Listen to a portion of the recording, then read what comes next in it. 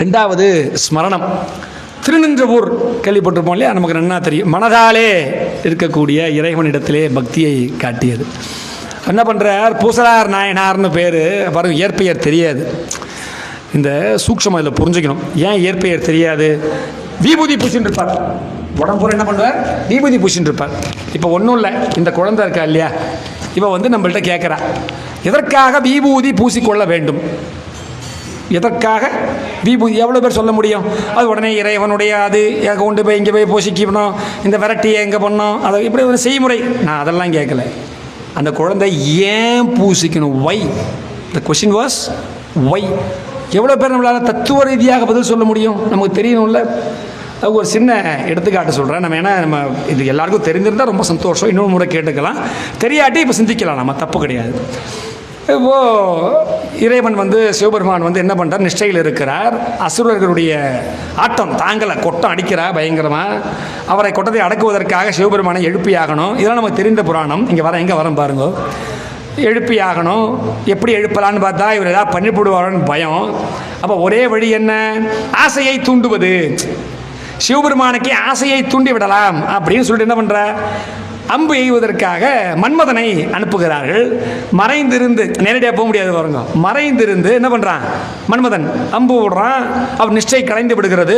கோபம் வந்துடுத்து சிவபெருமானுக்கு. கண் 2 கண்ணு திறக்கல, 3வது கண்ணையும் திறந்து மன்மதனை எரித்து விட்டார். இப்படின்னு நமக்கு நல்லா தெரியும். இது அப்படியே வச்சுப்போம், இது தெரிந்த புராணம். எரித்துட்டார். இப்போ பாருங்க, நமக்கும் ஆசை இருக்கா இல்லையா? நமக்கு ஆசை இருக்கு. இப்போ நம்ம ஒரு கல்யாணத்துக்கு போயிருக்கோம். அங்கே ஒருத்தர் வந்து நல்லா 4 அடுக்கு நல்லா டிசைனாக போட்டு தங்க வளையல் நல்லா போட்டுட்டு வரா. நம்ம இல்லாதப்பட்டவான்னு வச்சுப்போம், இருக்கப்பட்டவான்னு கூட வச்சுப்போம். ஆசைப்படுறது தானே, இருந்தால் ஆசைப்படக்கூடாதா இருக்கா என்ன? பார்த்த உடனே ஆஹா எவ்வளோ அழகாக இருக்குது, நான் வாங்கினா நல்லா இருக்குமே, ஆசை வருமா இல்லையா? வந்தது. அந்த கல்யாணம் முடிஞ்சுடுத்து. அடுத்தது ஒரு காது குத்து போயிருக்கோம். இன்னொரு அம்மா கழுத்தில் நல்லா காசு மாலை போட்டுன்னு வந்திருக்கா. இல்லை இன்னொரு ஆண் மகனுக்கு வச்சு பண்ணோம், பெண்மணிக்கு சொல்லணும், சண்டைக்கு வந்துடுவோம். அங்கே இருக்கிறவெல்லாம் ஆண் மகன் இன்னும் வச்சு போனோம்மா. நல்லா பெரிய பைக்கில் வந்திருக்காருல, நல்லா காரில் வந்திருக்காருன்னு வச்சு. இப்போது அந்த ஆசை வருமா இல்லையா? அங்கேயும் வரும். அப்போது ஆசையாகப்பட்டது வெளியில் இருக்கக்கூடியது. அப்படின்னா முன்னாடி ஒரு மாமி 2 வளையல் போட்டுன்னு வந்தால, அங்கேயே அந்த மாமி போகும்போது அந்த ஆசையும் போயிருக்கும் இல்லையா? திருப்பி வந்திருக்காது. இப்போ 2வது முறை காசு மாலையை பார்த்த உடனேவும் காரை பார்த்த உடனே திருப்பி ஆசை வந்ததே. அப்போ ஆசையாகப்பட்டது வெளியே இருக்கிறதா உள்ளே இருக்கிறதா? உள்ளே தான் கட்டாயமாக இருக்கும். ஏன் எங்கே போனாலும் நம்ம கூடயே வர்றது. இந்த இடத்த வச்சுக்கோ. அப்படியே இப்போ மன்மதன் வெளியே வந்திருப்பானா, இறைவனுக்கு உள்ளே வந்திருப்பானா? உள்ளே தான் வந்திருப்பான். அப்போ உள்ளே வந்து அன்பு விட்டுருந்தான்னா உள்வழியாக என்ன பண்ணியிருப்பான், குத்திக்கு தொந்தரவு பண்ணியிருப்பான். அப்போ சிவபெருமான் அவரது 3வது கண்ணை வெளிப்பக்கம் திறந்திருப்பாரா, உள்பக்கம் திறந்திருப்பாரா? உள்பக்கம் திறந்திருப்பார். அப்போது மன்மதன் அந்த ஆசையாகப்பட்டது எங்கே பஸ்மமாயிருக்கும்? உள்ளுக்குள்ளே பஸ்மமாயிருக்கும். உள்ளுக்குள்ளே ஃபாரின் பாடி இருக்க முடியுமா? உடம்புக்குள்ளே ஃபாரின் பார்ட்டிகல்ஸ் இருக்க முடியுமா? வாய்ப்பு இருக்கா? அந்த பஸ்மமான மன்மதன் என்ன பண்ணுவான், உடம்புக்கு வெளியில் பூத்துருவான் அப்படியே. அப்போ பூக்கும் பொழுது அப்படியே அது என்னது பூக்கிறது? விபூதி தான் அப்படியே உடம்பு பூரா பூக்கிறது. அப்போ அது என்ன காண்பித்து கொடுக்கிறது? யார் ஒருவர் தன் மனதிலே இருக்கக்கூடிய ஆசையை அழிக்கிறாரோ அவர் உடலிலே உண்மையாகவே விபூதி பூக்கும். அப்போ நம்ம ஏன் விபூதியை பூசிக்கிறோம்? இறைவா, என் மனதில் இருக்கக்கூடிய ஆசையை அழித்து பூசிக்க முடியல இறைவா, வெளியிலையாவது நான் பூசிண்டு காத்தால பூசிக்கிறேன், மதியானம் பூசிக்கிறேன், சாயந்தரம் பூசிக்கிறேன், அதை பார்த்தாவது வெளியே பூக்கக்கூடிய விபூதியாகப்பட்டது உள்ளிருந்து ஆசை அழிந்து வெளியே பூத்துறாதா? அப்போ விபூதி ஏன் பூசிக்கிறோம்? ஆசையை துறப்பதற்காக பூசிக்கிறோம், பக்தி வேஷம் போடுறதுக்காக இல்லை. நான் நன்னா பட்டை போட்டு வந்தால் பக்திமான் கிடையாது. நம்ம ஊரில் யாருமே அப்படி பண்ணது கிடையாது. இல்லை, அதான் அந்த சனாதன தர்மம். நம்ம ஊரில் ஏன் இன்னமும் இப்படி இருக்குது? ஆசையை அழிக்க வேண்டும், ஞானம் பெற வேண்டும் என்பதே இங்கே மகான்களுடைய நோக்கமாக இருந்திருக்கிறது. அப்படி இருந்தவர் தான் பூசலார் நாயனார். பேரே தெரியல, அவருடைய ஆசை என்ன? ஆசையை துறக்க வேண்டும் என்பதே அவரது ஆசை. உடம்பு பூரா என்ன பண்ணிட்டு இருப்பார்? பூசின்னு இருப்பார். இப்போ பூச்சாண்டின்னு சொல்கிறார்ல, நம்ம என்ன நினைச்சிட்டு இருக்கோம், பூச்சாண்டினா பயன் கிடையாது. ஆண்டிகள் உடல் பூரா என்ன பண்ணிட்டு வருவா? விபூதியை பூசிக்கொண்டு வருவார்கள். ஆசை இருக்கிறவாளுக்கு ஆசை இல்லாதவாளை பார்த்தா பயமாக தான் இருக்கும். அதனால தான் என்ன பண்ணுறோம் நம்ம, அவர்களை பயமுறுத்தி அங்கே போரு பூச்சாண்டி வரான் சாப்பிடு. இப்போ அதுவும் மாறிடுது. இப்போ பூச்சாண்டி வரான் இல்லை, யூடியூப்பை போட்டு விட்டுட்டு இந்த பக்கம் குழந்தைகளுக்கெல்லாம் என்ன பண்ணிட்டு இருக்கா, கொத்தனார் வேலை பார்க்குறா. அப்படின்னு என்ன தெரியுமா, ஏதாவது ஒரு ஓட்டம் இருக்கும், அதை கலவை பூசுறது. எவ்வளோ பேர் இப்போ இன்னும் கெட்டு போயிட்டா, இன்னும் கொஞ்சம் குழந்தை பார்த்து டிவியை பார்த்துட்டு இருக்கு, பெரியவாள்லாம் செல்போன் பார்த்துட்டு இருக்கா, வாய்க்கு பதிலாக குழந்தை மூக்கு வழியாக சாப்பிட்டுட்டு இருக்கு. இப்போ பாட்டி வாயில கொடு பாட்டி இல்லையா. அப்போ ஒரு நிலையான மனம் என்பது பூஜை அறைக்குள்ள வரணும்னு நம்ம சொல்லிட்டு இருக்கோம். கடைசியில் பார்த்தா இயல்பு வாழ்க்கையிலேயே நம்மளுடைய ஒரு நிலையான மனமாகப்பட்டது போய்விட்டது இல்லையா. அப்படி பூசலார் நாயனார் என்ன பண்றார், இறைவா என உள்ள இருக்கக்கூடிய அந்த ஆசையாகப்பட்டது அழிந்து வெளியில எப்படியாவது பூத்துடணும்னு உடம்பு பூரா பூசிண்டு, ஏழ்மையானவர், அந்தனர் குலத்தில் பிறந்தவர், ரொம்ப மிகவும் ஏழ்மையானவர். என்ன பண்றார், ஊர் பூரா போய் கேட்கிறார், நான் கோயில் கட்ட போறேன், நான் கோயில் கட்ட போறேன். நம்ம ஊர்ல எள்ளி நகையாட மாட்டாளா, நீயே பஞ்ச பரதேசியா இருக்க, கையில ஒண்ணுமே இல்லை, ஊர் பூரா இந்த பரத்தையே தேசியா சுத்தி வந்துட்டு இருக்க, நீ உங்ககிட்ட போய் என்ன நீ எப்படி பண்ணுவ, என்ன சுருட்டிண்டு போலான்னு பாக்குறியா, 2 கமிட்டி மாதிரி போட்டு பணத்தை வாங்கிட்டு ஓடி போயிடலான்னு பார்க்குறியா, உனக்கு பணமும் கிடையாது ஒன்றும் கிடையாது, போயிட்டு வான்னு எல்லாரும் துரத்தி விட்டுற. அது பாருங்க, அதான் ஸ்மரணம். வந்து ஓரமாக உட்கார்றார். இறைவா புறத்தே கட்டினால்தான் கோயிலை, அகத்தே கட்ட முடியாதா, நான் கட்டுறேன், ஆகம விதிப்படி கட்டுறேன், சும்மா இல்லை ஆகம விதிப்படி. எப்படி உண்மையாகவே அவர் என்ன பண்ணுறார், மனசுக்குள்ளே போய் ஊர் பூரா ஃபண்டு கலெக்ட் பண்ணுறார், ஃபண்ட் ரைசிங் ப்ரோக்ராம். என்ன பண்ணுறார், போய் பணத்தை எல்லாத்தையும் வாங்கிட்டு வர்றார். எங்கள் மனசுக்குள்ளே நம்மளை இப்போ நம்ம எல்லாரையும் கோயில் கட்ட முடியாது, நம்மளால கட்ட முடியுமே, நம்மள்கிட்ட இப்போ இதே மாதிரி பண்ணலான்னு ஒரு எல்லாம் சேர்ந்து முடிவு பண்ணுறோம். அடுத்த 5 நிமிஷத்தில் கோயில் கட்டி முடிச்சிடுவோம். நமக்கெல்லாம் பொறுமை இருக்குமா, நல்லா பெரிய கோயிலா, சாமி உனக்கு தெரியாது ஒன்றும் இல்லை, நீ என்ன பண்ணிட்ட, மதுரை மீனாட்சி அம்மன் மாதிரி நல்லா ஒரு பெரிய கோயிலாக பார்த்து, தஞ்சை பெரிய கோயில் மாதிரி நல்லா பெருசாக கட்டிட்டோம், டாடா பக்கம் 5 நிமிஷத்தில் வேலையை முடிச்சுட்டு நம்ம போயிடுவோம்.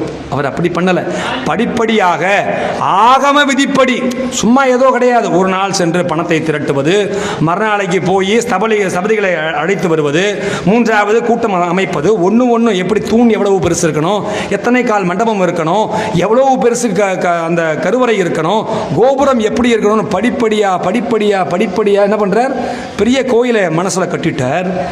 இதோட நிறுத்திடுவோம். நம்ம பண்ண சொன்னா நமக்கு தான் இறைவன் மீது நமக்கு முழுமையான நம்பிக்கை கிடையாது தெரியுமா. இப்போ இங்கே உட்காந்துருக்கோம், எல்லாரும் உட்காந்துருக்கோமா இல்லையா, இப்போ உங்கள் எல்லாரையும் என்னையும் சேர்த்தான், இப்போ உட்காந்து என்னையும் சேர்த்தான். எப்பயுமே நம்ம இறைவன் மீது நம்பிக்கை இல்லைன்னா நம்மளாம் ஒத்துக்குமா, சண்டைக்கு வருமா மாட்டோமா எல்லாருமே. அதான் கோயிலில் வந்து உட்காந்துருக்கோம், உங்கள் பேச்சை வேற கேட்டுருக்கோம், மெனக்கெட்டு எங்கள் எல்லாரையும் பார்த்து நீ இறைவன் மீது நம்பிக்கை இல்லைன்னு சொல்றியே அப்படின்னா உங்கள்கிட்டலாம் கவலை இருக்கா இல்லையா, கவலை இல்லைன்னு சொல்ல முடியுமா யாராவது, என்னையும் சேர்த்து இல்லை. அப்போ இறைவன் மீது உண்மையான நீண்ட நிலைத்த பக்தியை கொண்டவர்கள், சரணாகதியை அடைந்தவர்கள் கட்டாயமாக கவலைப்பட மாட்டார். அப்போ கவலைப்பட்டுட்டே இருக்கணும் என்ன அர்த்தம், நம்மள்ட்ட அரகோர பக்தி தான் இருக்குங்கிறத ஒத்துக்கணும். முன்னாடி அந்த ஒத்துண்டு ஆரம்பிக்கிற இடம் தான் இந்த மோட்சத்தை நோக்கிய பயணமாக இருக்கும். அவன் ஒத்துக்கிறதே இல்லை. முன்னாடி சொன்னேன், குரங்க உட்கார்ந்துருக்கு, வாழை ஒட்ட நறுக்கணும், இதுதான். போய் கேட்டுவிட்டார், அதோடு நிறுத்திருப்பார். அவர் கும்பாபிஷேகம் பண்ணணும், இறைவனை ஆவாகனம் செய்ய வேண்டும். வெறும் நாங்கள் கல்லை மட்டும் வைக்கல, அங்கே ஆவாகனம் செய்யணும். இறைவா இத்தனாம் தேதி குறிச்சிருக்க, நீ வந்துரு. இப்படி சொன்னால் இறைவன் வராமல் இருப்பாரா? அதே நேரம் காடவர்கோன் என்ன பண்ணுறான், காஞ்சிபுரத்தில் ஒரு கோயில் கட்டுறான், கட்டிட்டு அங்கே என்ன பண்ணுறான், ஆவாகனம் பண்ணுறதுக்கு அதே நாளை குறிச்சாக்க பாருங்க, ஸ்கெடியூலில் கிளாஷ் வந்துடுது. ஒரே மீட்டிங் 2 மீட்டிங் வந்துடுது. இப்போ நம்மளாக இருந்தால் வர்ச்சுவல் மீட்டிங் பாருங்கள், வர்ச்சுவல் மீட்டிங்கை முதல்ல அறிமுகப்படுத்தியதே சிவபெருமான் தான். ஜூம் மீட்டிங் எங்கே உள்ளுக்குள்ளே நம்ம இப்போ நினச்சிட்டு இருக்கோம், நம்ம தான் எல்லாத்தையும் பண்ணிவிட்டோன்னு இல்லையா, கிடையாது. அப்போது சிவபெருமானுக்கு வந்துடுத்து. அவர் ப்ரையாரிட்டி எது கொடுத்தார், இது புறத்தே கட்டிய கோயில், ஒருத்தர் இல்லை, ஒரு 1,00,000 பேர் கட்டியிருப்பா. இப்போ கோயில் கட்டணும்னா எவ்வளோ பெரிய சமாச்சாரம் இல்லையா, ராஜாவாகவே இருக்கட்டுமே. இப்போ இந்த கோயிலை கட்டியிருக்கா, எவ்வளவு சிரமப்பட்டிருப்பா. சிரமம் சொல்லப்படாது, அருள் இருக்க காரணத்தினாலே கட்டியிருக்கா, நம்ம இல்லைன்னு சொல்ல, இருந்தாலும் அதற்கு கைங்கரியம் எவ்வளவு பண்ணியிருக்க வேணும். அப்படி ராஜா கட்டியிருக்கார் அப்படின்னா, இங்கே ஒருத்தர் மனசில் கட்டியிருக்கார் இல்லையா, உடனே இறைவன் என்ன பண்ணிட்டார், மனசில் போயிட்டார். ராஜாவோட மனசில் போய் பூசல் 6 ஒருத்தர் இருக்கார், அவர்கிட்ட போய் நீ என்ன பண்ண, முன்னாடி அந்த கோயிலுக்கு நான் போகிறேன், நீ பார்த்துட்டு வா. இவருக்கு ஆச்சரியம், யாருப்பா நமக்கு தெரியாத பூசலார், கிளம்பு போகலாம். கிளம்பி போயிட்டார். போய் விசாரிக்கிறார், ஊரில் போய் ராஜா போய் விசாரிக்கிறார், இப்போ யாரோ பூசலாராமே, ஒரு பைத்தியக்காரர் சுவாமி தனியாக உட்காந்து பேசின்னு இருப்பார். பாருங்க, நாம் வைக்கக்கூடிய பெயர்கள் என்ன? இந்த சமூகத்திலே யார் ஒருவர் உண்மையான ஆசையை விட்டுவிட்டு இறைவனின் சங்கல்பத்தை ஏற்றுக்கொண்டு இருக்கிறவாளை பார்த்து நம்ம வைக்கக்கூடிய பேர் என்ன? பைத்தியக்காரா. சித்தம் கலங்கிடுதும்பா அவளை பார்த்து. உண்மையா பார்த்தா சித்தம் நிறைந்த காரணத்தினாலே ஐம்புலனை அடக்கி மனசுக்குள்ள கோயில் கட்டின ஆளை பார்த்து ராஜாட்ட என்ன சொல்லிட்டா? பைத்தியக்காரர். தனியா உட்காந்து பேசிட்டு இருப்பாராம். அவர் இறைவனுடன் உரையாடி கொண்டிருக்கிறார், இல்லை தனியாக பேசிட்டு இருப்பார் அப்படின்னு சொல்லிட்டா. பார்த்து இருந்தால் விடுறதா இல்லையா? அது எப்படிப்பா தனியாக பேசினு நான் பார்க்கணுமே. அவர் ஏதோ பெரிய கோயில் கட்டியிருக்காராமே. சுவாமி அவர் வேஷ்டியே சரியாக கட்டிக்க மாட்டார், அவர் போய் கோயில் கட்டியிருக்கார். இதெல்லாம் பெரிய புராணத்தில் எள்ளி நகையாடுமா வேறு மாதிரி இருக்குது. நான் உங்களுக்கு சிரிக்கிறதுக்காக சொல்கிறேன். இந்த இடத்துல வேஷ்டியே ஒழுங்காக கட்ட மாட்டார், கோயில் கட்டியிருக்காரா? இல்லை சுவாமி, உங்களுக்கு தப்பான இன்ஃபர்மேஷன் யாராவது கொடுத்துட்டா, ஃபால்ஸ் இன்ஃபர்மேஷன். இன்ஸ்டாகிராமில் பார்த்தீங்களா? நம்பாதீங்க, இன்ஸ்டாகிராம் நம்பாதீங்க, தீர விசாரிக்கணும் நீங்கள் அப்படின்னு அந்த ஊர் மக்கள்லாம் சொல்லிவிட்டா. இல்லை சுவாமி, இன்ஸ்டாகிராமில் சொல்லலை, ஈஸ்வரனே சொல்லி இருக்கிறார், தப்பான தகவலாக இருக்க வாய்ப்பு இல்லை. உடனே என்ன ஆச்சு? தேடிட்டு வந்துவிட்டார். கேட்க மாட்டார், ஏன்னா இறைவன் சொல்லியிருக்காரு இல்லையா, நம்பிக்கை இருக்குது அவருக்கு, ராஜாவுக்கு. தேடிட்டு வந்துவிட்டார். வந்து பார்த்தா எப்பயும் போல இவர் தயாராக கும்பாபிஷேகம் செய்து இறைவனை ஆவாகனம் செய்வதற்கு தயாராக இருக்கிறார். அவர் வந்துவிட்டார். வந்த உடனே என்ன சுவாமி என்ன ஆச்சு, என்ன பண்ணுறேன், கொஞ்சம் இருங்கோ, தீபாராதனை காமிச்சிட்டு வரேன். இறைவன் இப்போ தான் கும்பாபிஷேகத்துக்கு வந்திருக்கார், தீபாராதனை. இவருக்கு எங்கே கோயிலும் காணும் ஒன்றும் காணும், எங்கேயாவது 3Dயில் வந்திருக்கா, வர்ச்சுவல் ஏதாவது ஐடி இது போட்டுன்னு பார்க்கணுமா, என்ன சமாச்சாரம் தெரியலையேன்னு தேடி பார்த்தா கோயிலெல்லாம் ஒன்றும் இல்லை. அப்போ கடைசியாக சொல்கிறார், ஒரு நிமிஷம் இருங்கோ, தீபாராதனை காமிப்பார். காமிச்ச உடனே தரேன், கண்ணில் எடுத்து ஒத்திங்கோ அப்படின்ன உடனே இவருக்கு மயிர்கூச்சரியம். இது மாதிரி ஒரு அடியார் மனதிலே கட்டிய கோயிலை இறைவன் என் மனதில் சொல்ல முடியுமா? வாய்ப்பு இருக்கா? அப்போது அவருடைய மனமாகப்பட்டது எத்துணை சுத்தமானதாக இருந்திருக்க வேண்டும், கலங்கம் இல்லாமல் இருந்திருக்க வேண்டும்.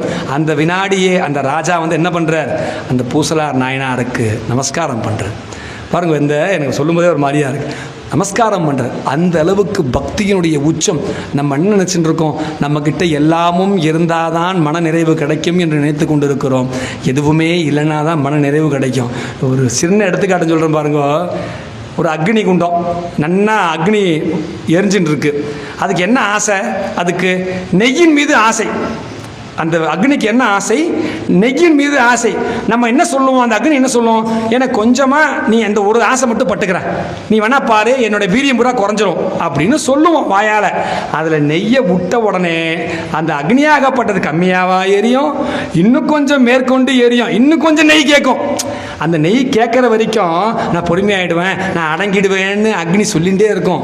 ஆனால் நெய்யை விட விட விட அது பெருசாக தான் எரியும். அதுபோலத்தான் மனிதனின் மனமும். நான் 2 மாடி வீடு மட்டும் கட்டிக்கிறேன், ஒரு பொண்டாட்டியை மட்டும் கல்யாணம் பண்ணிக்கிறேன், ஒரு காரை மட்டும் வாங்கிக்கிறேன், 2 வடை சங்கிலி மட்டும் வாங்கிக்கிறேன், அதுக்கு மேலே ஆசையே படமாட்டேன்னு எப்போ சொல்கிறோமோ, இதோட போகணும்னு சொல்கிறோம் தெரியுமா? அப்பயே தெரிஞ்சு போயிடுது. நீங்கள் சினிமா படம் எடுக்கிற மாதிரி பார்ட் 2க்கு இப்பயே அடி போட்டுட்டேள் அப்படிங்கிறது நமக்கு நல்லா தெரிஞ்சு போச்சு. அப்போது அதையெல்லாம் கடந்தவர் பூசலார் நாயனார். மனதிலே இறைவனை கொண்டு நிறுத்தி, இப்பயும் திருநென்றவூருக்கு போனாக்க பாருங்கள், வேறு எங்கேயுமே ஒரு நாயன்மாரோ அல்லது வேறு ஒரு மகானுடைய சிலை உள்ளே இருக்காது. எங்கே? கர்ப்ப கிரகத்துக்குள்ளே வேற எங்கேயும் இருக்காது. இவர் என்ன பண்ணுறார்? அஞ்சலி ரூபமாக நின்று கொண்டிருக்கிறார். காரணம் என்ன? இறைவனை மனதிலே வைத்த காரணத்தினால் இறைவன் தன் மனதிலே வைத்து விட்டார் என்ற எடுத்துக்காட்டு தான் திருநின்றவூரில் இருக்கக்கூடிய. இன்னைக்கு போனால் பார்க்கலாம், அங்கே போனால் என்ன தெரியுமா பேசிட்டு இருக்கா? இதயத்துக்கு ஆப்ரேஷன் பண்ணால் சரியாக போய்டுன்னு சொல்லிட்டு இருக்கா. அங்கே போய் கேளு, அது ஹிருதயாலேஸ்வரராம் பேர். அங்கே போய் நீங்கள் சாமி கும்பிடுங்க, ஹார்ட் ஆப்ரேஷன் நல்லபடியாக நடக்கும். நியாயப்படி அங்கே போனாக்க ஆசைகள் குறைந்து ஹார்ட் நல்லா வேலை செய்யும். ஹார்ட் ஆப்ரேஷனுக்கு உதவுறதில்ல, ஹார்ட் ஆப்ரேஷனே தேவைப்படாது நமக்கு அங்கே போயிட்டு வந்தோம்னா. அதுதான் அங்கே இருக்கக்கூடிய சூக்ஷமம். நமக்கு என்ன பண்ணும்? மனதில் அமைதி ஏற்பட்டுட்டே இருக்கும். அப்படி ஸ்மரணமாக இருந்த காரணத்தினாலே, ஸ்மரணத்தின் வாயிலாக பக்தி செலுத்திய காரணத்தினாலே மரணம் இல்லாமல் இன்றளவும் நாம் பேசிக்கொண்டிருக்கிறோம். 1500 ஆண்டுகளுக்கு முன்பாக நடந்தது. அவர் மனதிலே கட்டிய கோயில் உண்மைங்கிற காரணத்தினால தான் வெளியில் கோயில் கட்டி அவரை உள்ளே உட்காத்தி வச்சுருக்கோம் இல்லையா? போனால் கட்டாயமாக பார்த்துட்டு வரணும் நம்ம.